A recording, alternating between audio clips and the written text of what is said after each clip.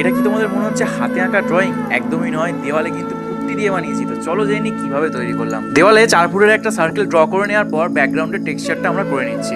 আর এই কাজটায় মেন জিনিসটাই হলো এই টেন্সিলগুলো, যেটা আমি একটা দোকান থেকে করিয়ে এনেছিলাম। তো তারপর দেখতে পাচ্ছ টেন্সিলটাকে ভালো করে কিন্তু একটা মাস্কিং টেপ দিয়ে ওর উপরে পুট্টি লাগিয়ে তারপর সেটাকে তুলে নিচ্ছি। আর ভগবান কৃষ্ণের মাপটা যেহেতু 4 ফুটের ছিল, তাই দাদা বলেছিল এটাকে কিন্তু 4 ভাগে ভাগ করে তোমাকে করতে হবে। আর পুরো কাজটার মধ্যে এটাই ছিল সব থেকে চ্যালেঞ্জিং বিষয়। পুরোটা ভালো করে শুকিয়ে যাওয়ার পর কিন্তু খুব ভালো করে সিরিজ কাগজ দিয়ে ঘষে নিতে হবে। এরপর তোমরা দেখতেই পাচ্ছ যে পুরো ব্ল্যাক রং আমরা ব্যাকগ্রাউন্ডে চাপিয়ে দেবো। ব্যাকগ্রাউন্ডের কালারটা যতক্ষণে শোকাচ্ছিল ততক্ষণে আমরা মেটালিক গোল্ড এবং একটু হলুদ মিশিয়ে কৃষ্ণটাকে করে ফেললাম। এরপর এশিয়ান পেইন্টসের রয়্যাল প্লের মেটালিক কপার কালারটি ব্যাকগ্রাউন্ডে এরকম ভাবে লাগাতে হবে। এক্ষেত্রে তোমরা স্পঞ্জ রোলার বা স্পঞ্জের কিউব ইউজ করতে পারো। একদম শেষে ভগবান শ্রীকৃষ্ণের যে অংশগুলো পুট্টি দিয়ে ওঠা আছে সেগুলোকে আমরা ধরে ধরে কিন্তু কালো রং করে ফেলেছি, এবং শেষে যে চারদিকের কোনা যে ডিজাইন সেটা কিন্তু সেই গোল্ড কালারটাই দিয়েছি।